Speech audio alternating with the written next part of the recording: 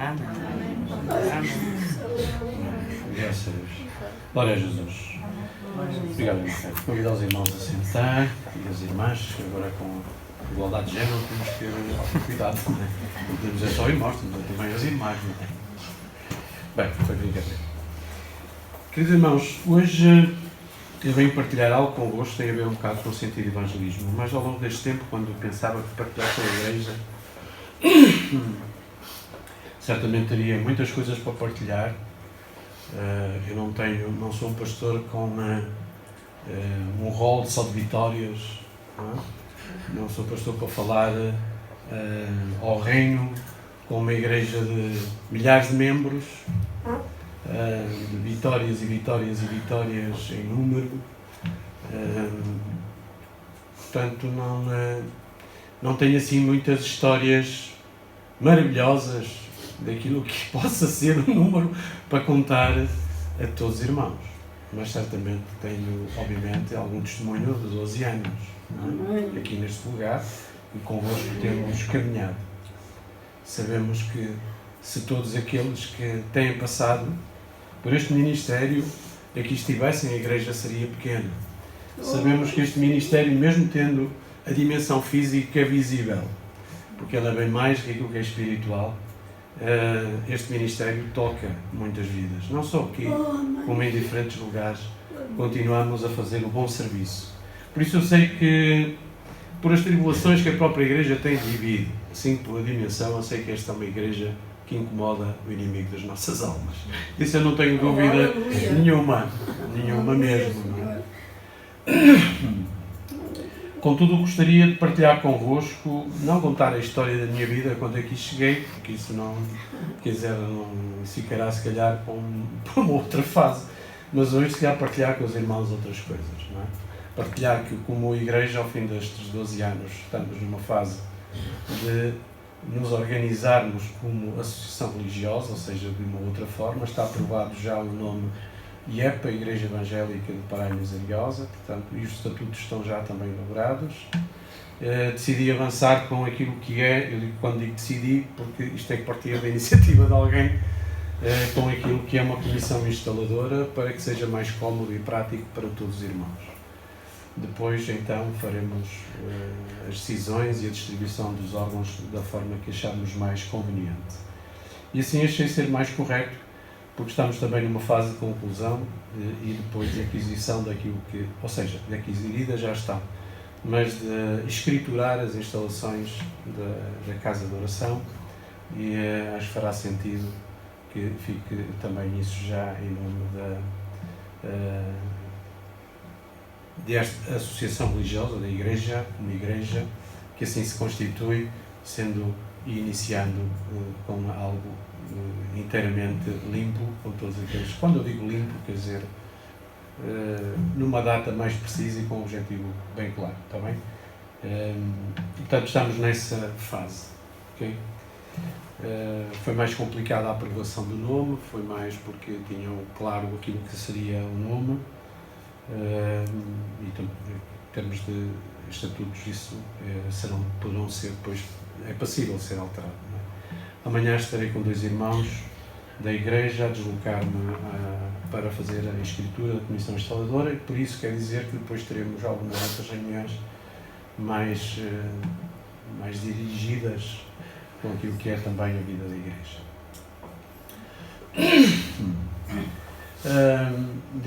Podia dizer que quem estiver a ouvir falar poderá pensar, bem, mas isto deve ter iniciado com a conta abarrotada de dinheiro. Não, no dia em que o Senhor disse que era aqui que queria plantar a sua igreja, a minha conta tinha 2 euros.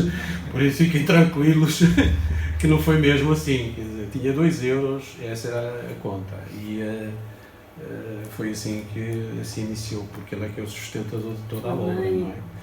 O primeiro culto fez-se quando o Senhor abriu a porta, com umas velas do chinês, porque ainda não tinham ligado a luz. Na semana seguinte é que ligaram a luz para a instalação e outras coisas, foram necessários 50 euros, foi aquilo que a igreja ofertou nesse mesmo mês para se ligar, e desde aí, desde o primeiro dia até o dia de hoje, tem sido o Senhor sempre a sustentar. por meio de um ou por meio do outro, mas tem sido sempre o Senhor a sustentar. Ele é que é o sustentador de toda a sua obra. Então eu falando, ou seja, eu pensando um bocado sobre o que trazer hoje, pensei em trazer algo que fosse um bocadinho ao encontro também daquilo que tem a ver com o meu estado de alma, com aquilo que é a história da Igreja, com aquilo que é a visão e perspectiva. Okay? Por isso eu tenho preparado algo breve para depois também podermos dedicar a convivermos uns com os outros, porque este é um dia para isso mesmo. Amém. E também assim podermos recordar em breves conversas, não é? Tudo o que fizemos. Mas gostaria de dizer que, tal como foi no passado a primeira casa de oração, continuamos a ser abençoados nesta segunda casa de oração. E entre a primeira ou a segunda, o que há de diferente é só mesmo o local físico, porque como igreja continua a ser a mesma, não é? Às vezes existiam dúvidas quando lemos o livro de Esdras, ou o livro de Egeu, o livro de Neemias até, ou de Zacarias, todos eles contemporâneos na época. Percebemos que existia ali sempre aquele receio, aquela dúvida de como era o primeiro templo, depois destruído, como é que seria o segundo, não é? Pois o segundo foi mais pequeno que o primeiro, mas o Senhor disse que estaria presente, ele estaria presente no templo. Então nós temos provado isto, já ouvimos aqui dizer, quando dois ou mais se reúnem, eles estão em nós. Então, independentemente do tamanho, uma coisa nós sabemos, o Senhor está presente neste lugar. O Senhor está presente neste lugar, o Senhor está presente nas nossas vidas e tem sido o Senhor a fazer e será e continuará a ser o Senhor a fazer. Por isso é um motivo de alegria que nós temos. Independentemente da avaliação que os outros possam fazer de todas as coisas, o Senhor é connosco. Amém. E por isso era grande a igreja. Por isso é que diziam que a igreja do segundo templo era grande. Grande era a igreja. Grande era o templo, diz um livro de Egeu. Era de facto grande. Era mais pequeno fisicamente que o primeiro, mas era grande. Era grande porque o Senhor estava no templo. O Senhor estava presente no templo. Estava no meio do seu povo. Então eu continuo inspirado pelas Escrituras. Continuo inspirado por Cristo, não sendo um movimento que soma multidões, porque não somos nem pentecostais nem neopentecostais, somos tradicionais. E não é de todos os movimentos o que mais cresce. Portanto, somos da sã doutrina. Preferimos ficar por aquilo que a Bíblia diz. E aquilo que a Bíblia diz não é aquilo que o irmão ou a irmã diz que a Bíblia diz. Aquilo que a Bíblia diz é vamos abrir e vamos ler. É o que a Bíblia diz. E se a Bíblia diz, é o Senhor que o está a dizer, então cale-se o homem e falemos. Não é? Prevaleça aquilo que o Senhor diz. Então, nós temos visto muita coisa a acontecer, maquinada por homens, não pelo Senhor. Mesmo naquilo que é a igreja, nós, por isso, este meu propósito de falar nisto é no sentido de nós nos organizarmos como organização espiritual. Nós nos organizamos uns com os outros, como irmãos, em torno das Escrituras. E isso é o que nos caracteriza e espero que seja isso que continue a caracterizar a igreja que se reúne neste lugar. Uma casa de oração onde vários irmãos se encontram para fazer aquilo que poucos querem fazer, que é orar. Buscar ao Senhor, orar, ler as Escrituras, glorificar a Deus. Se fosse para avançar, como nos dias de hoje, sabemos que é o Evangelho à cartilha, como se fosse um restaurante. Este é o menu, este é o pregador, este é o grupo de louvor, eu prefiro ir àquela, porque o pregador é melhor, o louvor também, ou outra, como se isto um restaurante fosse, não é? Pois desenganem-se, porque nós continuamos, de facto, investindo naquilo que é a palavra do Senhor e mantendo a palavra do Senhor como importante. Cremos nas Escrituras como inspiração divina. Não é? Até me arrepia alguns pregadores que ficam mais, como chega a ouvir, não é? Bem, Paulo disse que os homens e as mulheres devem estar em sujeição aos seus maridos, mas, claro, um bocadinho antiquado. Não é? Um bocadinho antiquado. Nós continuamos a crer na inspiração divina e graças terá a dar essa mulher que tenha um marido que está sujeito a Cristo, assim como Cristo está sujeito a Deus, né? Assim seja ela também sujeita a seu esposo. Quer dizer, tudo isto é maravilhoso. Quando nós entendemos a ordem de todas as coisas, não há ele mais do que ela, nem ela mais do que ele. Quer dizer, isto exige que se conheça a palavra do Senhor e que cada um de nós conheça qual o seu contributo e o seu lugar no Evangelho. Bem? Então eu queria trazer algo breve, simples, muito objetivo, em que possa também despertar um bocado para os irmãos. Eu encontrei um vídeo muito interessante, que é uma parábola que eu vou passar e com que depois irei partilhar um bocado da palavra do Senhor, que se chama Clube dos Pescadores Sem Peixe. Eu por momentos senti-me assim também, um pescador sem peixe, quer dizer, por momentos me sinto às vezes assim um bocado isto, sabe? Um clube de pescador sem peixe. E eu achei que seria interessante partilhar isto convosco, porque vamos viver uma fase de igreja em que temos de ser despertos, não é? Temos de despertar, e penso que cada um de nós tem esse sentido também. Então gostaria primeiro que víssemos este pequeno vídeo animado e refletíssemos um bocado nesta passagem. Não sei se dá para apagar aqui a luz da luz. Ok, ele está legendado. Vamos ver se temos som, não é, Miguel? Sim, tem. Posso pôr? Ok, deixa pôr. The fishermen were surrounded by streams and lakes full of hungry fish. They met regularly to discuss the call to fish, the abundance of fish, and the thrill of catching fish. They got excited about fishing. Someone suggested that they needed a philosophy of fishing, so they carefully defined and redefined fishing. They also developed fishing strategies and tactics. They began research studies and attended conferences on fishing. Some traveled to faraway places to study different kinds of fish with different habits. A few even got doctorates in fishology. But no one had yet gone fishing. So a committee was formed to send out fishermen. As prospective fishing places outnumbered fishermen, the committee needed to determine priorities. A priority list of fishing places was posted on bulletin boards in all the fellowship halls, but still no one was fishing. A survey was launched to find out why. Most didn't answer the survey, but from those who did, it was discovered that some felt called to study fish, a few to furnish fishing equipment, and several to go around encouraging the fishermen. With so many important meetings, conferences, and seminars, they just simply didn't have time to fish. Now, Jake was a newcomer to the Fishermen's Fellowship. After one stirring meeting of the fellowship, he went fishing and caught a large fish. At the next meeting, he told his story and was honored for his catch. He was told that he had a special gift of fishing. He was then scheduled to speak at all the fellowship chapters and tell everyone how he did it. With all the speaking invitations and his election to the board of directors, Jake no longer had time to go fishing. But soon, he began to feel restless and empty. He longed to feel the tug on the line once again. So he canceled the speaking, he resigned from the board, and he said to a friend, "Hey, let's go fishing." That's exactly what the two of them did. And lo and behold, they caught fish. The members of the Fishermen's Fellowship were many. The fish were plentiful, but the fishermen were few. In Mark 1:17, Jesus says, "Follow me, and I will make you become fishers of men." When it comes to evangelism, are you a fisherman who doesn't fish? If that's the case, don't be afraid to follow. Ok, obrigado. Muito bem, eu não vou pregar esta mensagem, não este versículo, vamos falar um bocadinho disto. Então, o Clube de Pescadores Sem Peixe. Quer dizer, eu desejo sinceramente que a Igreja, ao organizar-se, não esteja a complicar, a ligar o complicómetro, não é? Não venha a ser uma igreja teórica. Acho que há, por momentos na vida, nós, ao termos um determinado estatuto de crentes, às vezes procuramos, não é?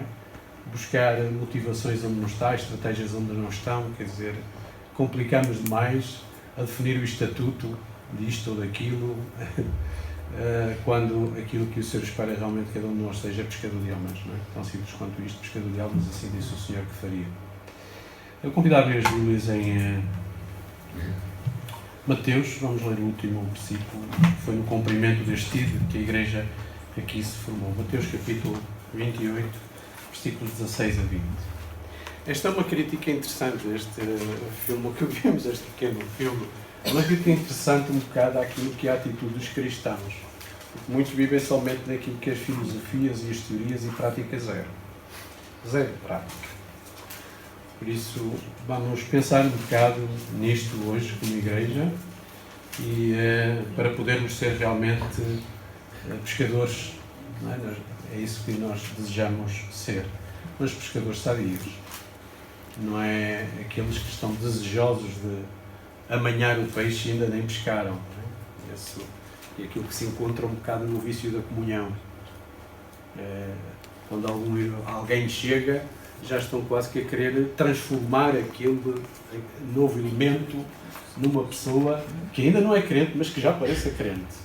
E para parecer crente basta só chegar e dizer a paz do Senhor, vestir-se mais moderadamente, não chocar na sua postura, quer dizer, ninguém amanha o peixe antes de o pescar. Primeiro é preciso pescar. Por isso, se chega o jovem com o penteado à punk, deixem lá estar o jovenzinho com o penteado à punk, com os piercings, com as tatuagens, deixem que o Senhor está a cuidar dele. Nisso ou outras coisas quaisquer. Temos que saber ser inclusivos, receber. Isso faz parte do nosso amor. Portanto, a verdade é que a atitude, às vezes fundamentalista, não é? Leva-nos a querer ver mudanças exteriores sem que ainda tenham sido confirmadas pelo Espírito Santo. Mudanças interiores. Não é? E nós temos que primeiro discernir e esperar ver esse fruto dessas mudanças. Okay? Falando desse cumprimento e porque é que devemos ser pescadores, o Senhor diz no capítulo de Mateus, capítulo 28, versículos 16 a 20. Seguiram os 11 discípulos para a Galileia, para o monte que Jesus lhe designara, e quando o viram, o adoraram, mas alguns duvidaram. Jesus, aproximando-lhes, falou, dizendo: toda a autoridade me foi dada no céu e na terra. Ide, portanto, fazei discípulos de todas as nações, batizando-os em nome do Pai, do Filho e do Espírito Santo, ensinando a guardar todas as coisas que vos tenho ordenado, e eis que estou convosco todos os dias, até à consumação do século. Em Lucas capítulo 5, um pouco à frente, Lucas capítulo 5, aqui há algumas palavras de Jesus, em que o Senhor já também instruíram os seus discípulos, desafiaram os seus discípulos a o seguir e a respeitar este tipo. Lucas capítulo 5. Aconteceu que, ao apartá-lo a multidão para ouvir a palavra de Deus, estava ele junto ao lago de Genesaré e viu 2 barcos junto à praia do lago. Mas os pescadores, havendo desembarcado, lavavam as redes. Entrando em um dos barcos, que era o de Simão, pediu-lhe que o afastasse um pouco da praia e, assentando-se, ensinava de barco as multidões. Quando acabou de falar, disse a Simão: faste ao largo e lançai as vossas redes para pescar. Respondeu-lhe Simão: mestre, havendo trabalhado toda a noite, nada apanhamos, mas sobre a tua palavra lançarei as redes. Isto fazendo, apanharam grande quantidade de peixes e rompiam-se-lhes as redes. Então fizeram sinais aos companheiros do outro barco, para que fossem ajudá-los, e foram e encheram ambos os barcos, a ponto de quase irem a pique. Vendo isto, Simão Pedro prostrou-se aos pés de Jesus, dizendo: Senhor, retira-te de mim, porque sou pecador. Pois à vista da pesca que fizeram, a admiração se apoderou dele e de todos os seus companheiros, bem como de Tiago e João, filhos de Zebedeu, que eram seus sócios. Disse Jesus a Simão: não temas, doravante serás pescador de homens. E arrastando eles os barcos sobre a praia, deixando tudo, o seguiram. Amém? Então estes que vemos aqui em Mateus 28 são aqueles que preferiram trocar uma carreira profissional, uma frota de pesca, por algo bem mais objetivo, bem superior, que foi o reino dos céus. Foi precisamente a seguir a Jesus. Diz em Mateus 28 que quando o Senhor dirigiu estas palavras, no versículo 17, diz: quando o viram, o adoraram, mas muitos duvidaram. E sabemos que isto é algo que está presente até naquilo que é a comunhão de cada um de nós com o Senhor. Por momentos isto está em nós. E às vezes não cumprimos este sentido, porque a nossa vida tem estes altos e baixos. Vivemos esta roda da vida. Quantas vezes começamos a louvar ao Senhor, e derramamos e estamos nos pés do Senhor e estamos cheios de fé e começamos cheios de fé.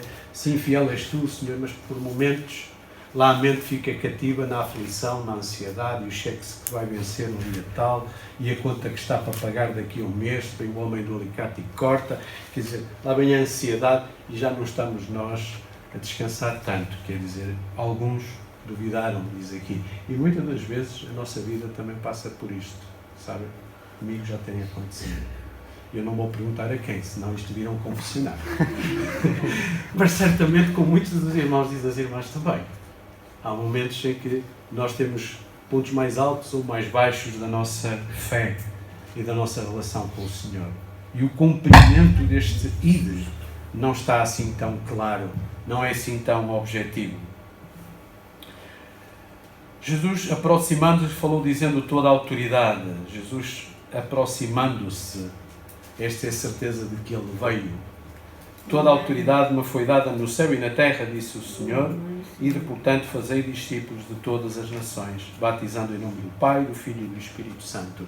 Isto é a motivação para ir, para cumprir o ide. É a de evangelizar, de levar a palavra do Senhor mais além.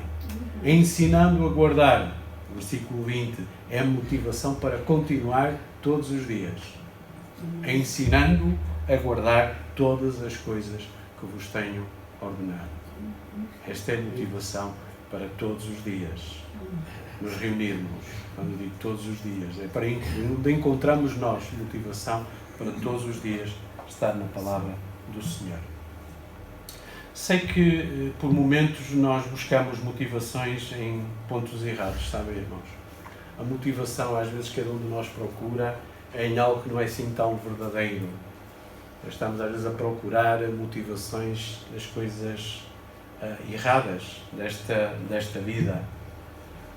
A motivação que nós devemos ter do Senhor é algo completamente diferente.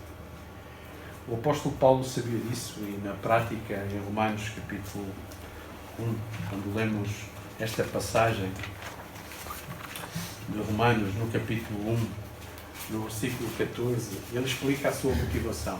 Onde é que ele encontrou motivação? No mesmo local onde eu encontrei e onde cada um de nós tem encontrado. É precisamente nisto que aqui está. Quando diz no versículo 14, em Romanos capítulo 1, pois sou devedor tanto a gregos quanto a bárbaros, tanto a sábios como a ignorantes. Por isso, quando está em mim, estou pronto a anunciar o Evangelho, também a vós outros, em Roma. A motivação para este ide, que nós aqui acabamos de encontrar, não está nas condições materiais. Não está num missionário à espera de uma conta bancária, de condições ou regalias para avançar. A motivação está no amor, na relação com o Senhor. Quando o apóstolo Paulo diz aqui, pois eu sou devedor tanto a gregos, quanto a bárbaros, tanto a sábios como a ignorantes, ele fala daquilo que era a sua motivação. E isto que gostaria de passar para cada um de nós. Para cada um de vocês, perdão. É esta motivação. O que o apóstolo Paulo diz aqui é: eu sou devedor, eu tenho uma dívida. Eu tenho uma dívida de amor e quero pagar. No fundo é o que o apóstolo Paulo aqui está a dizer. Eu tenho uma dívida. Eu sou devedor. Eu sou devedor. É isto que ele aqui o diz. E como se sente esse devedor, avança. Ele não está aqui a anular o preço que Jesus pagou na cruz. Porque o Senhor na cruz pagou todo o preço. Não há mais dívida a pagar para resgate da nossa alma. Ele fala aqui é no outro preço. Numa dívida de gratidão. Isso sim, é aquilo que ele está a falar. Eu tenho uma dívida de gratidão. Ou seja, eu sou grato ao Senhor por aquilo que Ele fez por mim. Por isso aquilo que está em mim, aquilo que eu recebi, eu quero também partilhar. Por isso ele diz aqui, pois sou devedor tanto a gregos quanto a bárbaros, tanto a sábios como a ignorantes. Não fazendo distinção. Não é? Então ele se apresenta. É nisto que o apóstolo Paulo encontra motivação. Ele não encontra aqui a motivação nas circunstâncias favoráveis. É neste estado de alma, ou seja, nesta relação com o Senhor, de gratidão para com o Senhor, que ele assenta a sua caminhada. É nisto mesmo. Não é discutindo a lei, não é discutindo a graça, sendo também necessário discutir, e encontramos assim em Gálatas. Quando lemos Gálatas um pouco à frente, nós encontramos no capítulo 2. É um livro muito presente naquilo que é a discussão entre a lei e a graça, não é? Nós encontramos isto aqui. Claro que aqueles que viviam pela lei, o apóstolo Paulo aqui não põe em causa a lei. Aliás, ele explica isto lá em Romanos no capítulo 7. Ele diz que a lei é boa, a lei é santa. Ele não põe isso em causa. Os mandamentos do Senhor não estão postos em causa pelo apóstolo Paulo. O que ele aqui quer dizer é que há algo que é maior, a graça do Senhor. É pela graça que nós somos salvos. E graça é um favor imerecido. Eu não merecia. Mas o Senhor se revelou. O Senhor me encontrou. Obrigado, Senhor. O Senhor me salvou daquilo que era a condenação eterna da minha alma. Então é esta a gratidão. É este o preço que o apóstolo Paulo diz que tem. É esta a dívida que o apóstolo Paulo diz que tem. Okay? É disso que ele aqui fala. Quando em Gálatas capítulo 2, ele diz no versículo 20, logo, já não sou eu quem vive, mas Cristo vive em mim. Oh, aleluia. E esse viver que agora tenho na carne, vivo pela fé no Filho de Deus, que me amou e assim mesmo se entregou. É esta dívida. O apóstolo Paulo sente, é esta dívida que nos motiva e que nos leva a querer falar deste amor que nos alcançou. Aleluia. É por isso que caminhamos no Evangelho. Como ele mesmo disse, não me envergonho do Evangelho de Cristo, que é poder de Deus para todo aquele que crê. Amém, Senhor. E é pela fé, o sabemos. Então, a motivação que nós encontramos é a querer resgatar esta dívida. Amém. Não é nem mais nem menos do que isso. Quando encontramos essa motivação, avançamos. Quando não encontramos, ficamos no grupo daqueles que duvidam. Também nesta época eram muitos. Quando o Senhor lá em Atos capítulo 1, no versículo 8, diz ide por toda Jerusalém, por toda a Judeia, por toda a Samaria, até aos confins da terra. Amém. Ninguém foi. Ele disse, mas ninguém foi. E vai daí, Deus envia o maior evangelista de todos os tempos. Herodes. Foi mesmo Herodes, o maior evangelista de todos os tempos, que é encontrado lá em Atos capítulo 8, versículo 1, a perseguir todos os cristãos que não foram. Não creram, duvidavam, estavam algo incrédulos, não cumpriram, não sentiram esta dívida de amor. O apóstolo Paulo aqui diz que quer saldar essa dívida. Não, ficaram só no crédito, só recebendo. Então não foram. Vai daí, então o Senhor enviou esse evangelista tremendo. Claro que não foi, eu estou a brincar, obviamente. E então Herodes começa a perseguir os cristãos. E lá capítulo 8 de Atos, versículo 1, encontramos então Filipe a descer para a Samaria, a pregar o Evangelho. E quanto mais Herodes perseguia os cristãos, mais igrejas abriam, mais se partilhava do amor do Senhor e o Evangelho crescia. Glória seja dada ao nome do Senhor. Então é precisamente porque não punham em prática. Eu acho que estavam nesta primeira fase do filme que vimos. Vamos discutir aqui o estatuto do pescador e definir muito bem o que é peixe. Vamos desenvolver aqui a filosofia do pescador. Vamos caracterizar os peixes. Quer dizer, acho que devem ter estado este tempo todo nesta fase. Estão a ver? Até que alguém, por circunstâncias, disse melhor é pegar a cana e pescar, não é? Porque eu acho sinceramente que a obra do Senhor só avança quando realmente nós encontramos isto com motivação. E graças a Deus por o compromisso dos irmãos, de uma forma ou de outra, de diferentes maneiras, em diferentes frentes, em diferentes ministérios, têm procurado pagar esta dívida. Amém. Entre aspas. Aleluia. Okay? Ou seja, têm posto em prática este amor. Isso sim é o Evangelho genuíno, é o cumprimento do líder. Por isso não podemos estar aqui a pregar um Evangelho que não seja... Não podemos pregar outro Evangelho que não seja este. O Evangelho genuíno de Cristo. Aquilo que realmente temos nós para partilhar é isso. Não é pela lei, conforme discutiam no passado.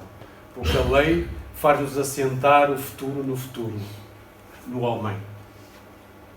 Não propriamente no porvir, na eterna graça, naquilo que o Senhor nos tem dado. Não é? Então nós devemos realmente optar por mergulhar a nossa vida nesse mesmo sentido. Para concluir, e disse que ia ser breve, espero cumprir até ao fim, 1 Coríntios, capítulo 9,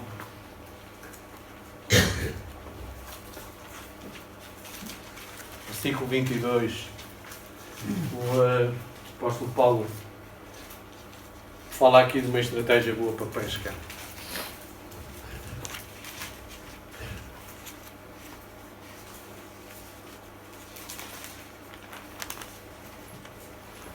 Versículo 22, 1 Coríntios. Fiz-me fraco para com os fracos, com o fim de ganhar os fracos. Fiz tudo para com todos, com o fim de, por todos os modos, salvar todos. Alguns. Exatamente. É o que está escrito. Alguns. Por isso a minha história não é de muito sucesso. Não é assim uma história de grande sucesso. Porque está realmente neste mesmo versículo. Não todos, não muitos, mas alguns. É isso que diz aqui a palavra do Senhor. Fiz-me fraco para com os fracos, com o fim de ganhar os fracos. Fiz tudo para com todos, com o fim de, por todos os modos. Quer dizer, não se escusou, não desistiu, não atirou a toalha para o chão, não acabou o combate antes do final. Ele travou um bom combate. Por todos os modos, diz a palavra do Senhor. Salvar alguns. É o Evangelho genuíno de Cristo. Dado que o Senhor veio por todos, mas nem todos o receberam. Não é? Essa é que é a verdade. Agora, nós que conhecemos a palavra do Senhor, conhecemos este amor que nos atingiu e nos salvou, não podemos nem deveremos negligenciar o amor do Senhor. Não podemos deixar passar a nossa vida sem pôr em prática este ídolo. Temos de ser estes pescadores. Não podemos tampouco pecar ou continuar a pecar por negligência, mesmo que encontrando até às vezes na ignorância alguma vantagem. Eu não sabia. Quer dizer, eu não sabia. Lá na cruz, Jesus disse: Pai, perdoa-os que eles não sabem o que fazem. Eles sabiam o que estavam a fazer. Eles sabiam que estavam a crucificar um inocente. Porque Jesus não foi à cruz porque merecesse ir. Eles sabiam o que estavam a fazer. Toda a gente sabe que todos ali sabiam que estavam a crucificar uma vida humana e que aquela vida iria expirar na cruz. Quando Jesus disse: Pai, perdoa-os que eles não sabem o que fazem, o que Jesus queria dizer é: eles não conhecem a dimensão daquilo que estão a fazer. Isso sim. Por isso é que Jesus diz: eles não sabem o que fazem. Eles não conhecem a dimensão daquilo que estão a fazer. Por quanto ou demais sabiam. Sabiam. Pois eles disseram: estamos verdadeiramente convencidos. Tu és o Filho de Deus. Tu és verdadeiramente o Filho de Deus. Desce dessa cruz. Sabiam que aquele era o Cordeiro de Deus, o Agnus Dei. Aquele que viria tirar o pecado da humanidade. Aquele que decretaria vitória naquela cruz a favor de todos nós. Aquele que, por meio da sua obediência até à morte e morte de cruz, nos incluiria nesse amor. Nos resgataria da condenação eterna através do seu dom inefável e faria de nós estes mesmos que aqui estão. Amém. Aleluia. Devedores, tal como o apóstolo Paulo ali o disse, não é? Tornámos-nos nós então com esta dívida diante do Senhor. Por isso que o Senhor nos ajude a cumprir e a pôr em prática cada um de nós sermos estes bons pescadores, não é? Se calhar a não perder tempo naquilo que tantas vezes é somente filosofia, são estratégias. quem assiste é o mesmo que assistiu nesta época, o Espírito Santo de Deus. Foi capacitando. Quem abre a igreja foi o mesmo com que iniciou nesta época, a pessoa de Jesus Cristo. E Ele é que é o sustentador. Todo o poder, disse Jesus, me foi dado no céu e na terra. Amém. Aleluia. E estendendo as mãos, orou. Eu creio que quando o Senhor disse estas palavras, já o Senhor se estava a levar. E eis que estarei convosco todos os dias da vossa vida, até à consumação dos Glória, séculos. glória, glória a ti. Já o Senhor estaria a ascender aos céus. Não é? Sabemos que breve voltará. Amém. Breve voltará e cumprirá toda a sua palavra. Amém. E este ainda há Aleluia. tempo para isso. Ainda há tempo para pregarmos o Evangelho. Amém. Mas chegará o dia em que foi como com o tempo de Noé, Amém. em que a porta da arca se fechou. Sim, Senhor. O Senhor trará a sua justiça, porque Ele é um Deus de zelo. E Ele fará cumprir. E Ele breve voltará. Oh, aleluia, Senhor. Ora bem. Aquele que vem virá, diz a palavra, e não tardará. Aleluia. Não tardará. Por isso temos que pregar o Evangelho a tempo e fora do tempo, para que mais almas possam chegar ao conhecimento da graça Amém, de Jesus Senhor. Usa. e mais venham Usa. a ser assim também Aleluia. adoradores, conforme o Senhor nos tem feito a nós. Amém? Todos os irmãos têm encaminhado e todas as irmãs têm encaminhado connosco.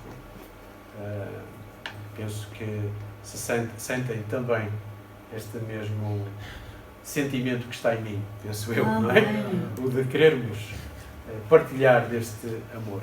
Amém. Temos esta dívida e é isso que queremos partilhar, que o Senhor nos ajude. Amém. Vamos louvar o Senhor ainda com o hino grande ao Senhor.